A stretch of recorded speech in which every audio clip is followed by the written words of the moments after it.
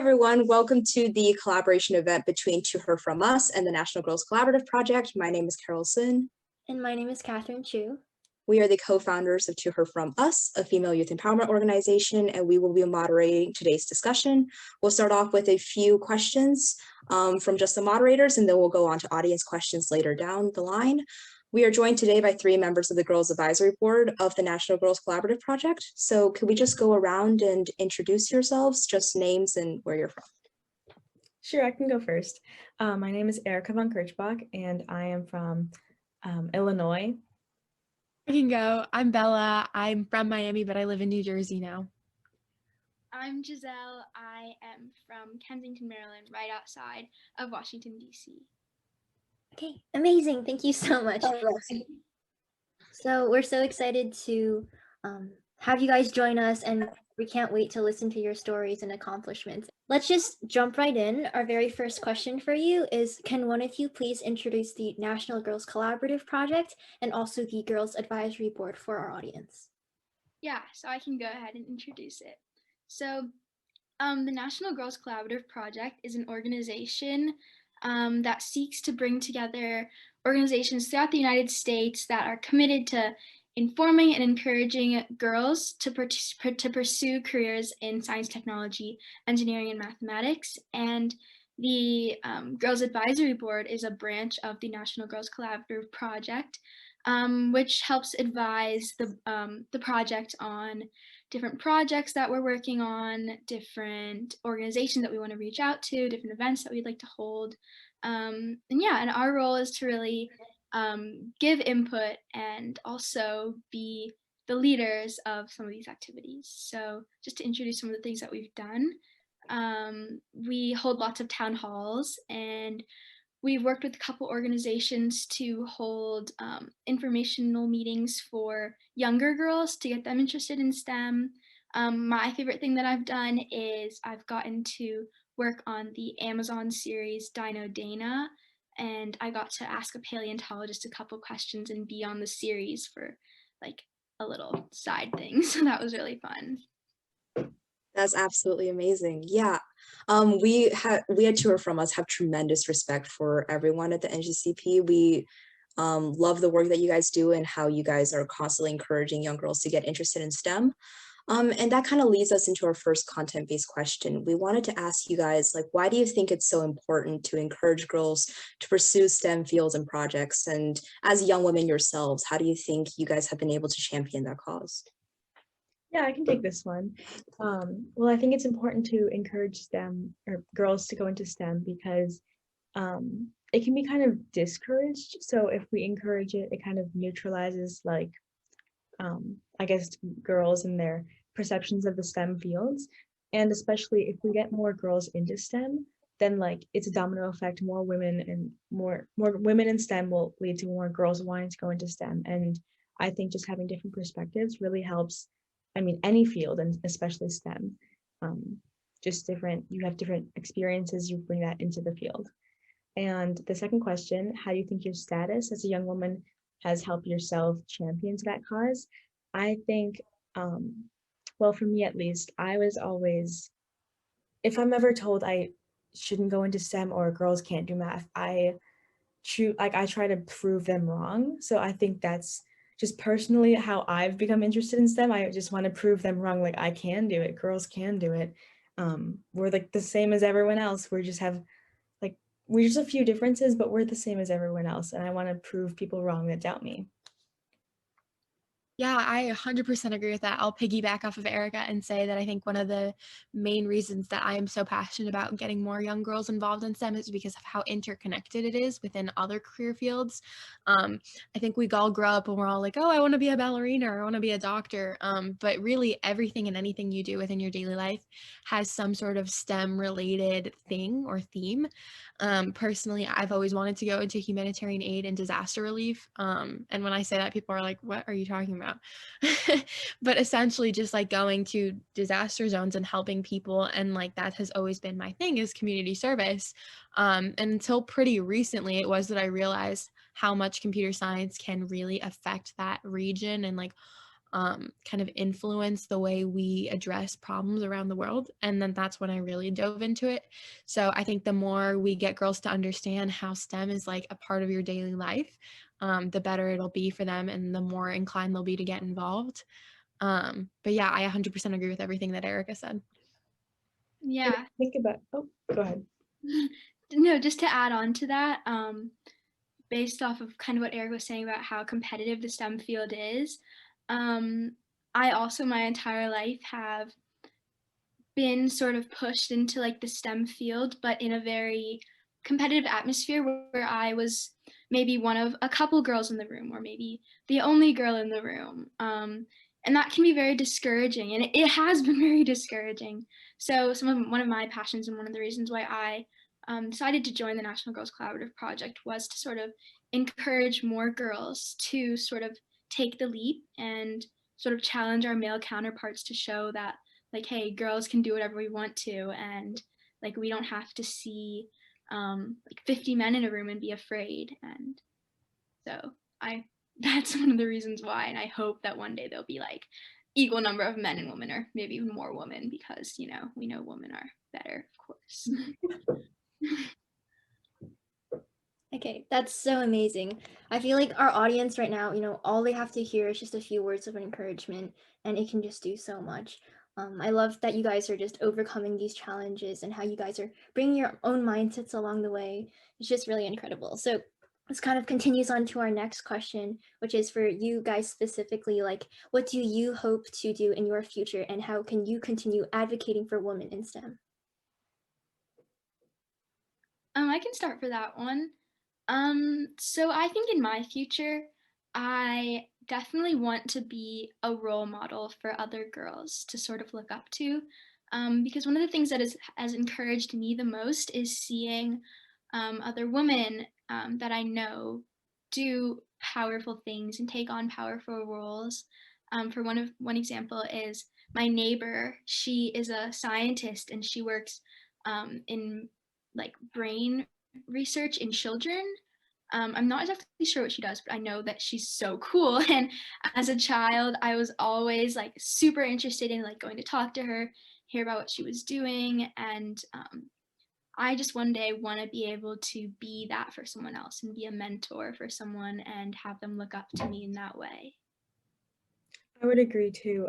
Just going into the STEM fields ourselves gives other girls the perception that like women can do whatever they want, and they can go into the STEM fields, and you can be role models for anyone. And personally, I've also been advocating for STEM through a project of mine, just on the side, where I actually interview the role models in STEM, and just try to peak and just get girls interested in STEM at a young age. Yeah, I mean, they kind of said everything. But yeah, I think that getting girls more involved and getting them more interested is so crucial, like we talked about. And I think in my future, I definitely hope to kind of serve as someone that opens the door, if that makes sense. I never had that in terms of like STEM. It was really just my own passions kind of led me there accidentally, and I stumbled upon a door and I was like, hey, what's in here? And I think that the second, I mean, at least it was kind of a domino effect at my school. I was the only girl who was taking any computer science classes ever. And people were like, why are you doing that? I had no friends in the classes. Like, I just figured, why not? And then the second that I enrolled, all sorts of other girls started enrolling too. And so you kind of start to see it on a small scale, and you realize how your actions can impact others, either for better or for worse. And my goal was to make it for better. And now we've got all sorts of girls doing amazing projects around the world. And kind of like Erica, even in a personal project, I love talking to other women in STEM fields, because I just think it's so powerful to hear about the work that they do. And like I said before, it's so interconnected with other amazing career fields as well. So you can really hone in on your passion, and then also focus on STEM and advancement within STEM fields and those kinds of things. So yeah, it's really amazing. Absolutely. And I think it's so inspirational that like we can see young girls, specifically like high school girls in STEM, already wanting to do so much in order to make the entire world a better place for other young girls to enter STEM in the future. And I think that's great. While we do have that question about like what you guys want to do in the future and how you want to like, inspire generations, like Bella, you brought up the point where like there are girls right now that are even struggling to enter STEM fields. So like, why do you think it's important, like even right now, to support other young women as they navigate their own passions? It's a great question. I think honestly, there's kind of this stigmatism or this idea that like Erica and Giselle mentioned before, that like girls can't do it. And I think the second that you tell a girl that she can't do something, she has two choices. She can either ignore that and do it anyways, or she can like take that advice to heart. And I think unfortunately a lot of our education systems and kind of the way the world works is that girls are just repeatedly told no over and over and over and again. Like they just don't fit in that role, or they don't look like it, or they're not like the type for it. You have to be some like crazy genius to go into STEM, and if you're not, then like sorry, it's not for you.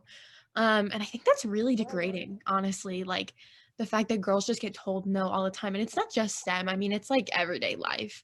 And it's scary to me because I think that as the world progresses and as especially technology starts advancing and it becomes such a daily part of my life. I mean, I'm on a computer with my phone here and my watch over there, and it's just like technology is so ingrained in our everyday lives. Why don't we have women who make up half of our population like involved in this field? And so I think at some point the no's tend to like drown all of the yeses out. And so you've got all of these girls who grow up and they're really interested in technology, or they're really interested in math or whatever, and they just get told no over and over and over again, and like they have this passion that they don't ever get to hone in on. And so I think I kind of want to be a part of the yeses. Like I want to make sure that all of the yeses drown out the no's, and no matter how many times a girl hears no, like they still get enough yeses to combat that and move forward and ignore it and make that decision, because it's not easy to go kind of against the grain and against what other people are telling you to do. So I think it's so important that girls empower each other, as opposed to us just waiting around and expecting someone to tell us what to do. And if I can add, I mean, if you ask like young children to think of like a scientist, they're all going to think of a guy. Like I doubt people are going to think of a girl. And even if you say throw like a girl, that should just be a regular throw. Like why is that different? And that's not related to STEM, but it's the same way. There's stereotypes, and even like the stereotype threat. I mean, I'm in a psychology class right now. I'm learning all about stereotype threats, and it's a real thing. Like it's dangerous to girls in STEM.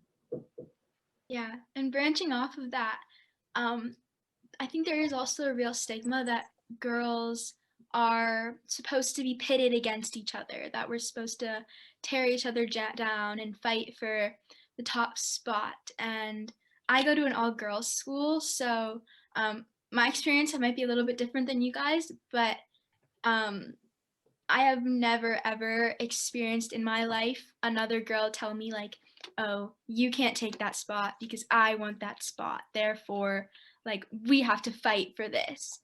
And I feel when I was younger, I always thought that like, oh, if I do this, someone else is gonna attack me for this, or someone's gonna try to tear me down. But that it doesn't really work that way in the real world. And I think girls should always support each other and build each other up. And I think by encouraging younger girls to go into STEM, we are doing that. And we're also giving them those pathways and helping each other. This is so incredible. Well, you guys were already talking about this before, but you are part of a lot of projects and clubs and other groups. So this is kind of our last question, and we're giving you time to just talk about those if you want to elaborate more. So yeah, you can go around and talk about what you're involved in right now. Sure, I can go first. I have a current project going on. I'm hosting meetings, and it's a website, and the website is whenwomenstem.com, kind of rhymes. And through there, I've met and recorded interviews with successful women in STEM, just so other girls can get inspired and, like Bella said, have the yeses, enough yeses to pursue STEM. And along with that, I will be hosting meetings where we make like DIY ice cream and all these fun experiments so girls can know that science is fun. It's not just numbers and stuff. Yeah, I can bounce off of Erica. I mean, that's an amazing project. I would say one of my biggest STEM related projects that I'm working on currently is a nonprofit that I founded with a few of my friends. It's called Empowering Environmental Education, or Triple E. And it's like Khan Academy, but all about climate education. So I got into environmental advocacy pretty recently. Again, like STEM has not been a major part of my life for a long time. And I say that just to encourage girls that are listening. It doesn't have to be like this lifelong passion you have. You can kind of just stumble on it, and it's really cool.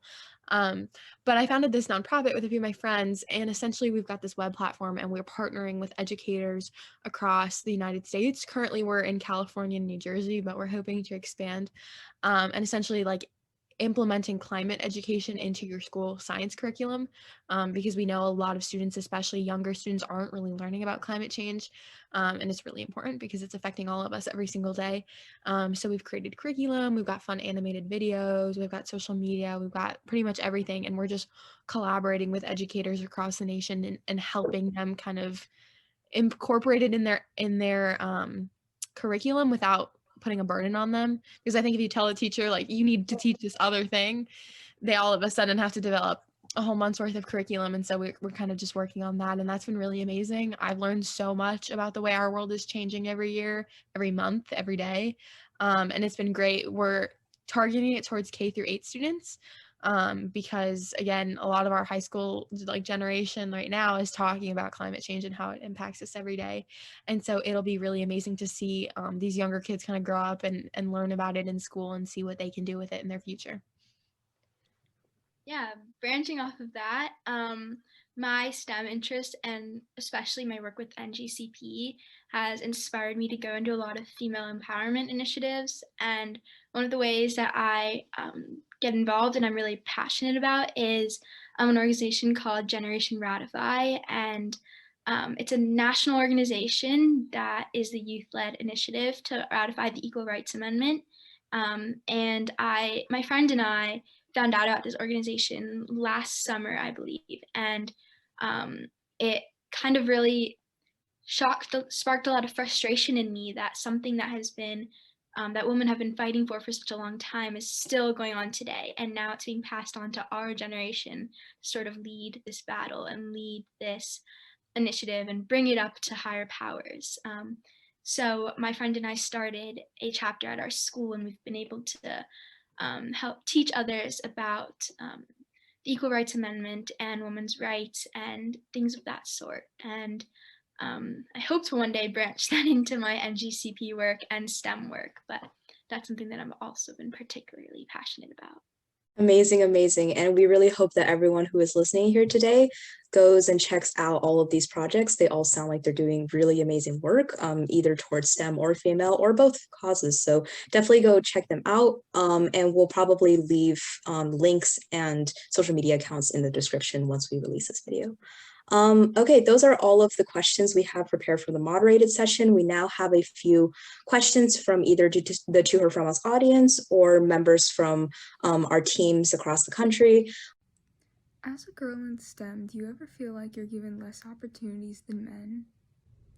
Hi, this is Vivian from To Her From Us, New Mexico. What challenges have you faced as a woman pursuing a STEM field? Hi, so I just wanted to ask, what are some common struggles that you think girls in science face, and what are some ways that we can overcome them? Thank you.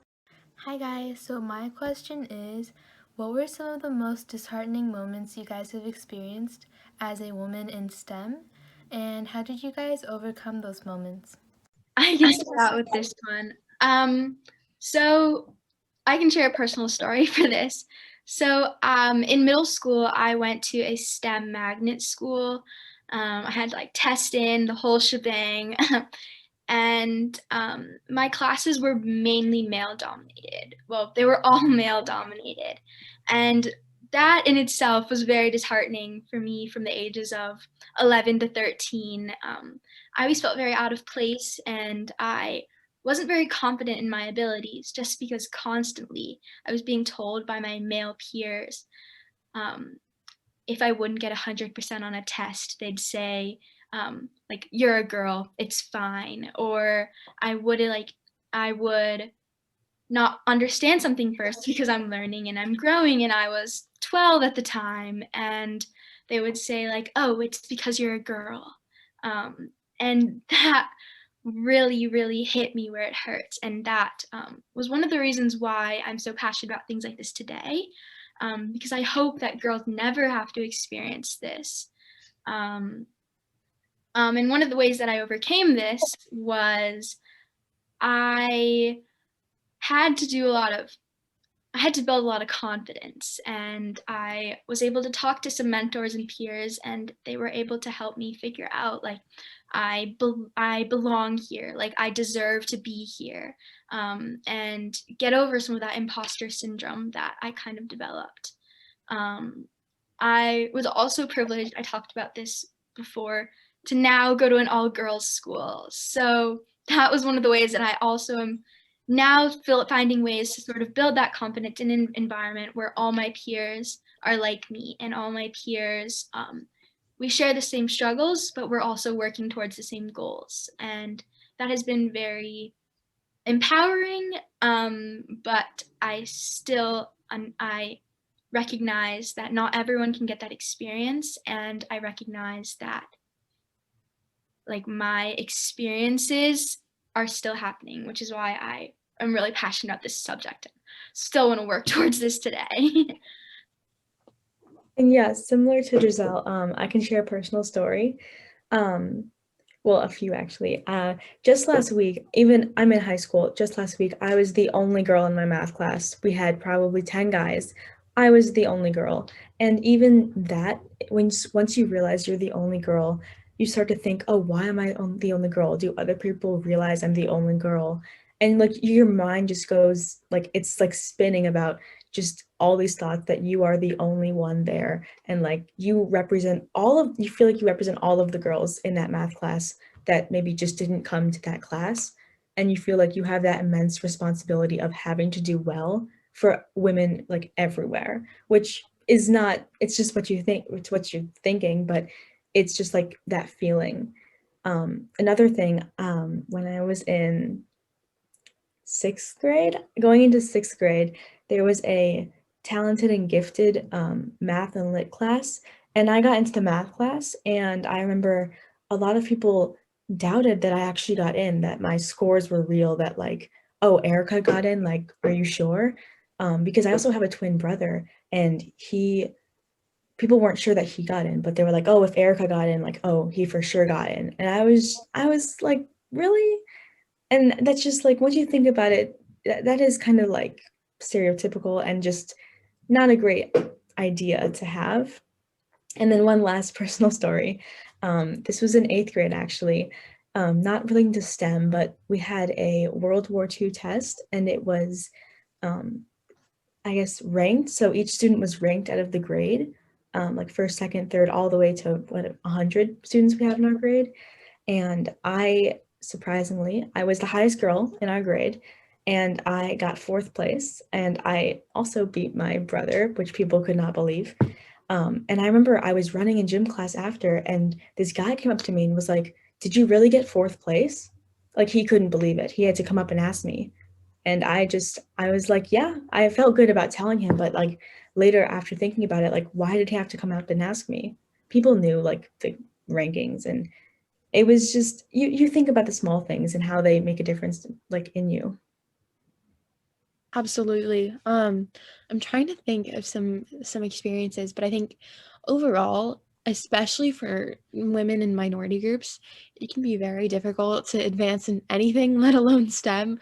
My whole family is from Central America, Nicaragua, El Salvador. I'm first-gen American, and we all speak Spanish at my house. And so I think, unfortunately, because of the political climate and just the way things have been the past couple of years, we're pretty used to like racist commentary, people saying comments when we're walking down the street or things like that, especially in certain areas where I live. And, of course, you should never be used to racism. But I think sometimes it becomes really apparent when you start to apply for programs or get admitted into different STEM-related things, because all of a sudden people are like, oh, she's Latina, she's not educated. Like, her parents, must be like migrants, like illegal immigrants, or like those kinds of things. And it starts to get to you because, like, I'm here, I'm a citizen, I was born in America, my parents have their full citizenship, like, there's nothing illegal about anything that I do. And I just so happen to really like STEM. And I think what the most disheartening thing I've seen is that on top of being part of a minority group, and I'm lucky too, because I speak English very well. I am fluent in English. Was born in the US and I have lighter skin. So like I don't necessarily get targeted all the time. But even my friends who are part of different minority groups, who are Latina, who are African American, Native American, etc., the amount of racism that I see even in STEM fields that are like, oh, she can't be educated, she's not qualified for this position, or she must not know how to do that, like she cheated her way here or she lied her way here. And it's just, I mean, that's awful, because on top of being part of a group that is marginalized or not always able to get ahead in the way that some other groups are, you also have to deal with that in a field like technology or science, and that's just completely not okay, and I have no respect for that. And so I think this is kind of a shout out, and me reaching my arm out to all of the girls that are listening who are part of any sort of minority group or any underrepresented or marginalized group. Prove them wrong. Prove them wrong, because you belong here, you belong everywhere, you should go wherever you think is fit for you. Always be true to yourself. Like, you don't have to lie your way anywhere. You are valuable and you matter. And just because like your background or where your parents are from, like that doesn't make you any different than anyone else and any less capable than anyone else. Hello, my name is Timothy, and my question is, why is it important for girls to learn STEM? What made you decide to go into STEM? I can go first. I was always kind of brought up with a STEM background. I'm also first generation, but my parents both went to college inside and outside the US, and they're actually both in STEM fields in like the technology IT departments at some companies, and they've always encouraged me to go into STEM or just to really live, like go into anything I really wanted to, and that just STEM. And that's kind of how I got my passion for STEM, and it's grown since there. Yeah, same here. My parents are actually both in STEM. My mom is also in the tech field. So when I was younger, she would always enroll me in like STEM camps during the summer instead of like going to normal summer camp. So that's how I got interested in STEM. And yeah, and also I live in the DC area where there's lots of like STEM places all around. Like there's Walter Reed, there's NIH, there's Lockheed Martin. So I've been really able to like take advantage of those opportunities as a child and growing up, and that's really helped foster my interest in STEM, and it's still growing. Yeah, it's amazing to hear other people's stories about how they got there, because I think everyone's kind of got their own unique path as to how they get there and discover their passion. I think for me, like I mentioned before, I've always been really passionate about service work. And the older I get, like now I'm a junior in high school, so I'm like looking at colleges and like trying to figure out what my future looks like. Like, do I want to go into Peace Corps? Those kinds of things. I started to realize that in a lot of these disaster relief, humanitarian aid fields, there is this lack of leadership and communication. One of the biggest issues, which is why some of these crises, like the crisis in Yemen or the refugee crisis at the US-Mexico border, those kinds of things, is because there's no communication. No one's taking the lead and saying, hey, look, like we've got resources here, we're gonna pull money here, or we're gonna do this there. And that's always kind of been a concern of mine, is like we kind of just let things happen, but no one really like steps up and communicates with organizations or people who have the money and the resources to solve problems. because at the end of the day, there's so much money in this world and so many problems. And if we just put the money in the right places and the resources and time in the right places, there wouldn't be this many problems. And I think one of the reasons that I got so interested in STEM was because the second you start addressing the root causes to a lot of the humanitarian crises around the world, you realize that it's a lack of basic knowledge about technology and how it can impact people. I think one of the reasons that, there's a developed country like the US where technology is like crucial in our daily lives. And then there are countries with millions of people that don't even have access to like running water and electricity. Like that just blows my mind. And I think if we just implemented technology and communication systems in the place that needed them most, then these crises they wouldn't exist. And the numbers are clear too. And so I think I want to bridge that gap, if that makes sense. Once you learn about the impact that technology can have on people's lives, and you're someone like myself who is just wants to dedicate the rest of their life to helping other people, like I want to be the person that raises their hand and said, look, why don't we, bring technology in the places that need it most? Why don't we create water filtration systems in areas where water is not clean and you have to walk miles and miles and miles to get clean water? We have all of this technology. We've got scientists and chemists and physicists doing all of these amazing things every single day. But why aren't we implementing that kind of amazing technology in the places and communities that need them? And so I think that's kind of my life mission, what I hope to achieve with my knowledge of STEM. It's a pretty ambitious project that I've got going in my brain, but I think it'll be really cool if more people within STEM fields step up and they get more involved in service work. Growing up, did you always know that you wanted to go into the STEM field, or did you realize that as you got older? Absolutely not. I thought STEM was for these like crazy Albert Einstein geniuses. And I was like, I don't have the hair, I don't have the glasses, I don't have the brain. It's not going to work out for me. But I quickly realized that, like I said before, it's a part of your everyday life. But it was pretty recent for me. It was my freshman year of high school. And so I was already kind of behind in the sense that like, I wasn't going to STEM camps. I hated science classes in school. Like I wasn't in it. And so when I started getting involved in programming and computer science, people were like, oh, we've never seen you before. Like clearly she's a newcomer. She, got lost, got to the wrong class or whatever. And so it is kind of hard when it's not like something you grew up loving. But again, like I said before, it's never too late. I mean, like we're all buying new phones and new computers and new gadgets every day. And like that's STEM, that's part of technology. Someone built that, someone put it together and it's now in your hand or in your pocket or whatever. And so it's never really too late to get involved, but I was a late bloomer, if that makes sense. And for me as well, STEM has always been like an option, I guess. I never really knew that I wanted to go into it. It was kind of just like it was like a back option because I've always been good at like math and science classes. I've just like excelled in them. It came naturally. So I think I knew I wanted to go into STEM probably when I started high school. I still don't know exactly where. Well, I'm taking more classes, we'll figure that out. But it was always kind of an option in my life, and I've chosen it lately. Yeah, I will definitely branch off that and agree with that. I was always told as a child, like, you should be a doctor and or like you should be a scientist or a neurosurgeon or something, and I've always been pushed into those directions in STEM.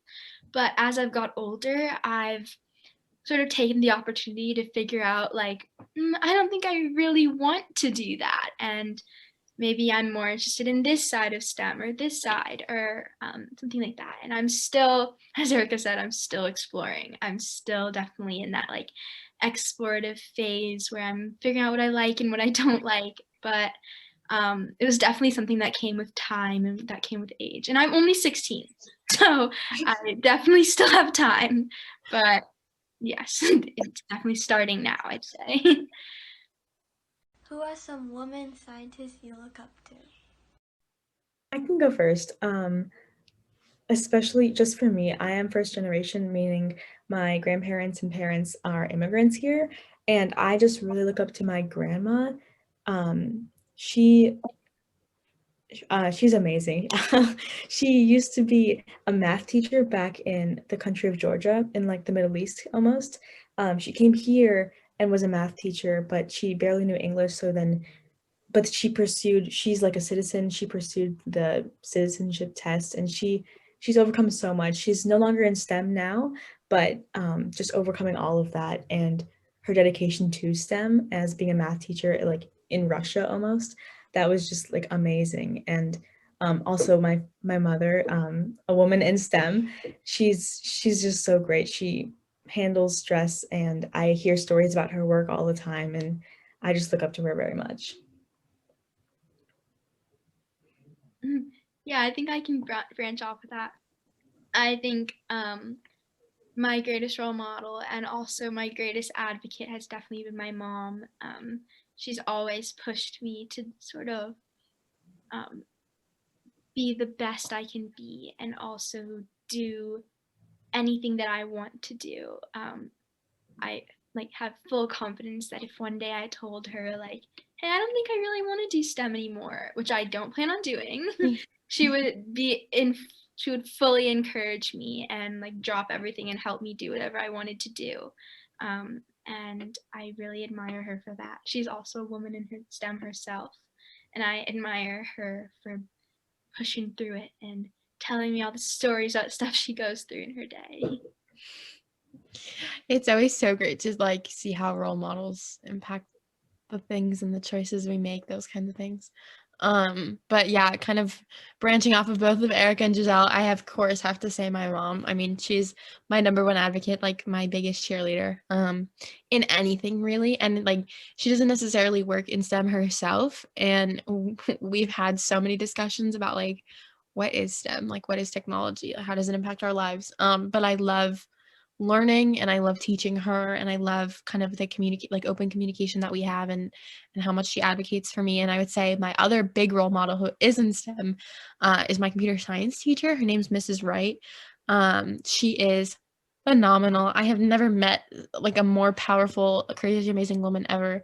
She is the reason that I stayed in the programming classes that I took.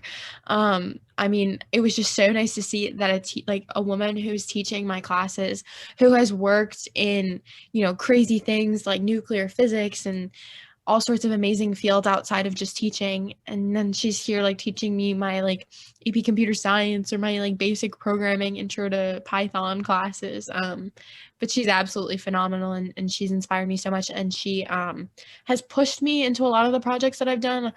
I always come to her when I have an idea and I'm like, I don't know if this is going to work, or like, I don't really have anyone backing me. And she's like, here, let me connect you with X, Y, and Z. And here's my network over here. And here are the people that will fund it. Like, she's absolutely amazing. So I love her. Hi, what are some tips for being a girl in STEM? And what are some tips for finding extracurriculars like clubs as a girl in STEM?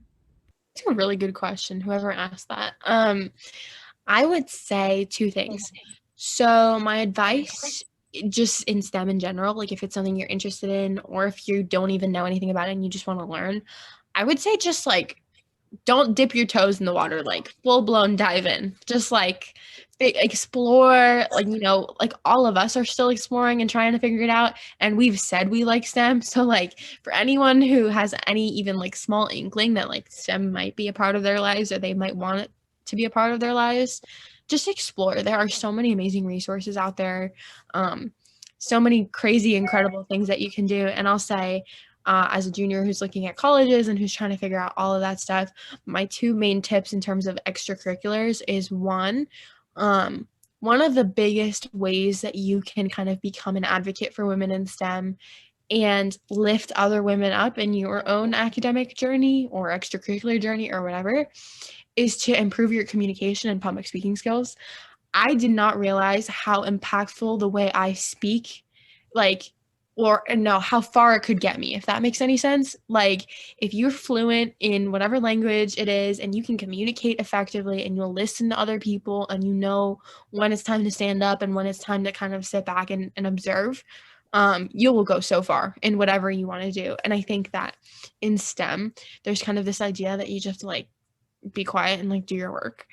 And I think if you're a girl who is confident in what she knows and is interested and passionate, and you can speak about whatever it is you're passionate about, that is like kudos to you. People will listen to you, and when you walk in a room, people will notice you and like acknowledge your presence. So I think that's like my number one tip for girls just in general, but especially for STEM stuff.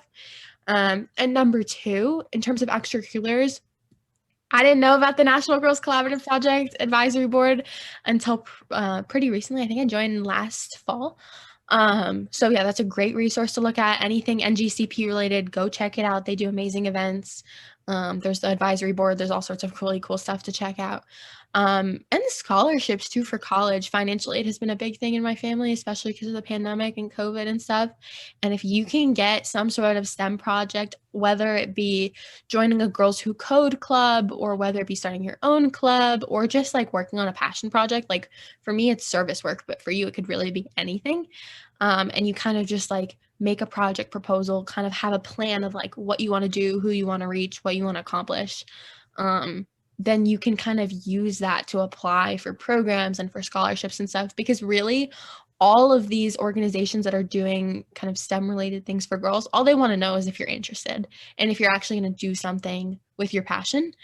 So if you can say, hey, like I've been working on a project, or hey, my friend Sally and I, like really love computer science and we want to learn more. There are so many programming classes, things in college that you can take, things that you can do now. Just look it up. I mean, STEM opportunities near me, or like, classes over the summer, those kinds of things. Really just explore and dive deep in, and everything will kind of just fall onto your plate naturally. Yeah, and going off that, a different idea, but my main tip to girls, and especially girls in STEM, is to be an optimist. I've been working on this myself, but like, for example, if you're the only girl in a math class, like, don't be like, oh, I'm the only girl. Oh no, what are they gonna think? Like, be proud you made it there. You were the only girl that survived that math class. Like, kudos to you. And even like, I remember a personal story, but I was in biology freshman year, and this guy, he would always talk about how he got such high grades on the tests, and that made me even more empowered to do better than him. And I did better than him, and I would never brag about it. I was always cool about it, but he'd always ask, what'd you get? And I'd be like, 100. And it was just so satisfying to see his reaction. So I mean, like what Bella said earlier, you have the no's, and like there's so many people that say no and there's only a few yeses. I would say you have a complete different reaction. Go against the norm. Like, be different. Like, people will look up to you, and I wouldn't want to be normal. I like to be different, and I like to challenge people's thoughts about me. So yeah, be an optimist and challenge people. Yeah, I would say believe in yourself before anyone else can believe in you, because something that I've always struggled with is having the self-confidence to sort of accept the encouragement from others, if that makes sense. To sort of believe like, I really do belong here, despite what other people might be saying, or despite the people that might be like questioning my status or questioning where I am in life. Like believing that I really belong where I am, and understanding that I wouldn't be put somewhere where I don't belong. That makes sense. And also for finding opportunities in STEM, I would definitely say don't be afraid to reach out, because everyone will have your best interest if you reach out to them. Yes. Yes. Don't be afraid to just shoot a quick email to someone and ask like, oh, I'm interested in this, this, and this. Do you know of any opportunities, or do you know of anyone that might know about any opportunities or things like this? That's one of the ways that I got involved with the Girls Advisory Board. Was I emailed NGCP and asked like, oh, I'm interested in STEM. Do you have any opportunities? And they said, oh, we have Young Girls Advisory Board. Why don't you join? And that's how I got involved. And through that, I was able to make more connections. And I guess that also goes into networking. Once you get involved with someone or know an organization, don't be afraid to ask, like, hey, I'm interested in this. Do you know anybody else that could help me and branch out and learn something new? That's definitely one of the ways that I've been able to find extracurriculars and other opportunities. And I think it has been very helpful. Absolutely. Yeah, go for it. Along with Giselle, I definitely say reach out. For my project I mentioned earlier, I literally Googled like STEM organizations, and I emailed probably the top 20, and NGCP was in it. And then they were like, you should join our advisory board. And that's how I got here. And along with those 20 organizations, I raised enough money to start the website, start the whole project. And it just goes so quick when you take that first step of reaching out. And now I have probably 20 women in STEM that I know who are successful, and they're role models to me, and they've helped me so much. And it was just because of a quick Google search. Absolutely. And to all of you guys out there who wrote letters to us asking about STEM questions, definitely make sure to take these girls' advice. Definitely go network, go make connections, go out there and put yourself out there and go try new things. We definitely encourage that. Those are all the questions that we have time for. Thank you so much to all three of you for joining us here today. We really, really appreciate it. To learn more about the National Girls Collaborative Project, make sure to visit their website, ngcproject.org. And if you want to write us a letter or find out more about what we do, we have an interview series, a newsletter series, and we actually do fundraise for NGCP through our sticker sales. So if you guys are interested in that, make sure to go to our website, toherfromus.org, or follow us on Instagram, toher_from_us, to get more information. But thank you so much, everyone. Really appreciate this discussion.